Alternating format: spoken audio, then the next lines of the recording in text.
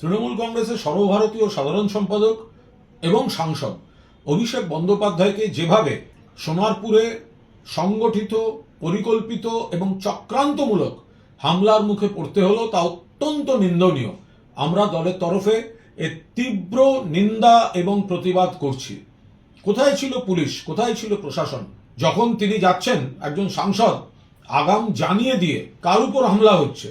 হামলা হচ্ছে একজন সাংসদের উপর, একটি দলের সর্বভারতীয় সাধারণ সম্পাদকের উপর, এবং যিনি একজন দক্ষ সাংসদ বলে প্রমাণিত, এবং দেশের একটা খুব প্রয়োজনের সময় যখন সারা পৃথিবীতে বিভিন্ন সাংসদদের প্রতিনিধি দল পাঠানো হচ্ছে, তখন যিনি তার অন্যতম মুখ ছিলেন, দেশের অন্যতম মুখ ছিলেন, সেই অভিষেক বন্দ্যোপাধ্যায়কে যেভাবে নিগ্রহ করা হয়েছে, ঠান্ডা মাথায় করা হচ্ছে, এটা হচ্ছেটা কি? তাহলে পুলিশ কি করছিল?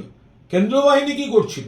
একে তো ওখানে পোস্টপোল ভায়োলেন্স দেখতে যাওয়ার সময় তৃণমূল কংগ্রেস নেতৃত্ব তারা যদি কোনো ঘোষিত কর্মসূচি দেন, সঙ্গে সঙ্গে সেখানে একটা জমায়েত করে রাখা হবে এবং তাদের আক্রমণ করা হবে, কুৎসিত আচরণ করা হবে, সেটা ফেসবুকে ভাইরাল করা হবে। এটা তো একটা অত্যন্ত গণতন্ত্র বিরোধী, ফ্যাসিবাদী, স্বৈরাচারী শক্তির একটা গভীর ষড়যন্ত্রমূলক প্রক্রিয়ার মধ্যে চলে যাচ্ছে।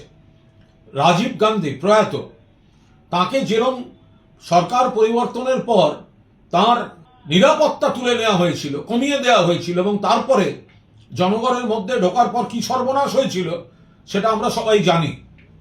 আবার যদি উল্টো দিক দেখি, তাহলে আমরা দেখব যে মমতা বন্দ্যোপাধ্যায়ের উপর বারবার যখন হামলা হয়েছে, 1990 সালের 16ই অগস্ট যখন প্রাণঘাতী হামলা হয়েছে হাজরা মোড়ে, তারপরে ওই হামলা থেকে কি করে মমতা বন্দ্যোপাধ্যায় আরো দুর্জয় জননেত্রী হয়ে উঠেছেন, এখন অভিষেক বন্দ্যোপাধ্যায়কে আক্রমণ করে বাংলায় কি ধরনের আইনের শাসনের কথা বলছে বিজেপি, সেটা জনসমক্ষে এসে গিয়েছে।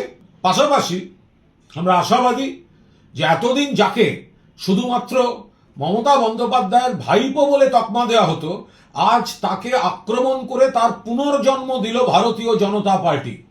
আজ তার পুনর্জন্ম দিল। এতদিন শুধুমাত্র ভাইপো বলে যাকে অভিহিত করত, আজ পরিকল্পিতভাবে তার উপর আক্রমণ করে তার নেতৃত্বকে প্রতিষ্ঠা করে দিল। এবং অভিষেক বন্দ্যোপাধ্যায় তার স্নায়ুযুদ্ধে আজকের দিনটিকে যদি অতিক্রম করে আসতে পারেন, তার নমুনা আমরা এখনই দেখতে পাচ্ছি, তার ইঙ্গিত দেখতে পাচ্ছি।